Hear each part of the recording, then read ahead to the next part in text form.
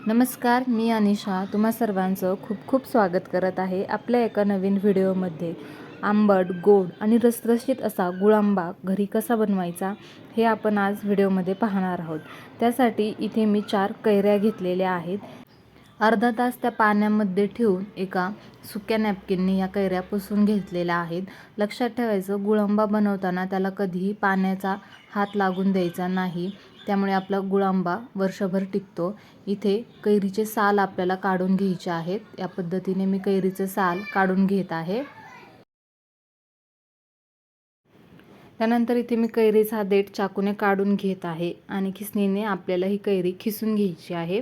एकदम बारीक खिसणीने ही आपल्याला कैरी खिसायची नाही, ही थोडी मोठी खिसणी आहे, त्यांनीच आपल्याला कैरी खिसून घ्यायची आहे। तुम्ही पाहू शकता या पद्धतीने या कैरीचा किस आपला खाली पडत आहे।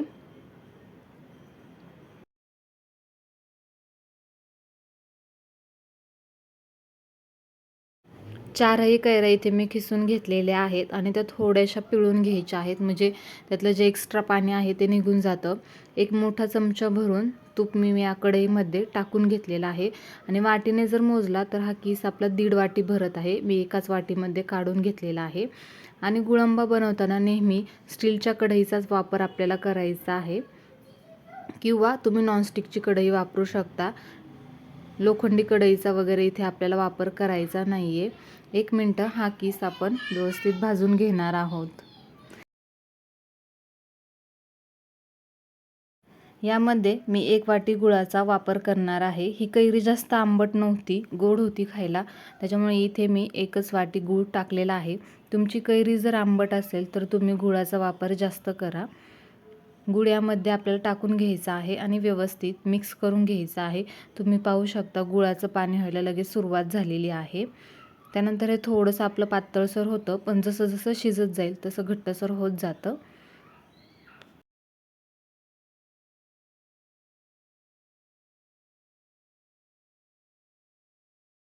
3 ते 4 मिनिटात आपलं हे शिजून तयार होतं। हे थोडंसं आत्ता पातळसर आहे, पण थंड झाल्यावर हे घट्ट होतं, त्यामुळे या स्टेजला आपण गॅस बंद करणार आहोत आणि यामध्ये अर्धा चमचा मी वेलची पावडर टाकून घेतलेली आहे।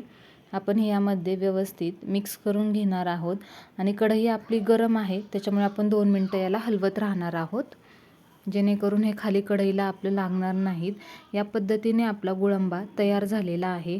तुम्हाला हा व्हिडिओ कसा वाटला ते मला कमेंट करून नक्की सांगा। व्हिडिओला लाईक आणि शेअर करा।